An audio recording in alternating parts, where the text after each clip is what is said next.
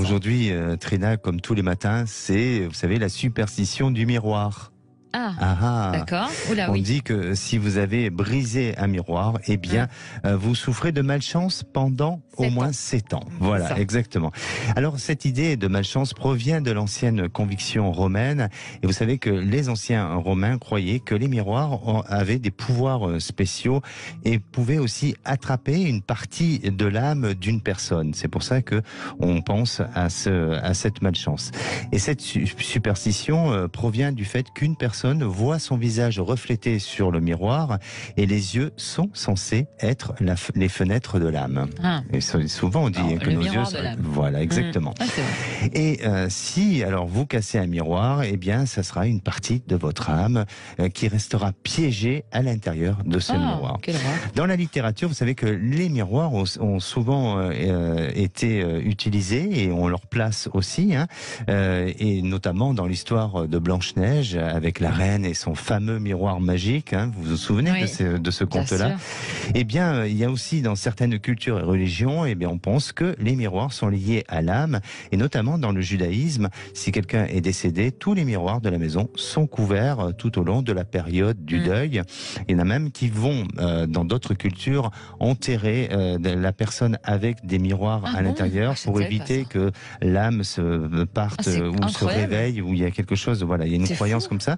Dans la Chine ancienne, on dit que des miroirs apportent de la chance et ont été utilisés comme des talismans pour conjurer justement les mauvais esprits. Et alors là, pour finir sur une jolie note, eh bien, si un couple s'est vu pour la première fois à travers un miroir, on dit ce couple est destiné à une longue et heureuse relation ensemble. Est-ce que votre amoureux, vous l'avez rencontré? Est-ce que vous avez, vous êtes vu au travers d'un miroir? Oui, il y a eu. Il y a eu? Oui. Eh ben, dites donc, bonne nouvelle. C'est pour ça. Vous êtes fait pour être ensemble longtemps. Et vous? Oui. De toute façon, moi, tous les matins, les miroirs reflètent sur nous deux. Oui, d'accord. On ne veut pas tout savoir non plus. Mais pourtant, je voulais vous en parler, justement. Oui, d'accord. Votre ressenti sur la mémoire des miroirs? On dit que les miroirs ont une vraie mémoire. Oui, c'est vrai? Effectivement. Vous savez, par exemple, en Feng Shui, ou le positionnement des objets ou autres, et en Feng Shui, c'est très important comment on va placer un miroir dans une habitation.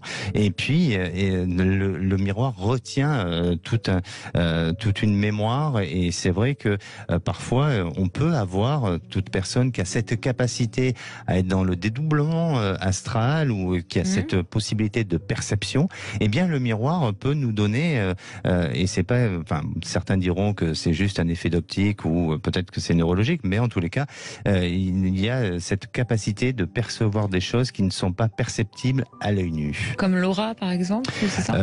Laura, c'est une copine à vous? Oui, ma cousine. Votre cousine, vous l'avez vue dans le miroir? Notre aura, on peut l'avoir à travers un miroir, c'est ça, je crois.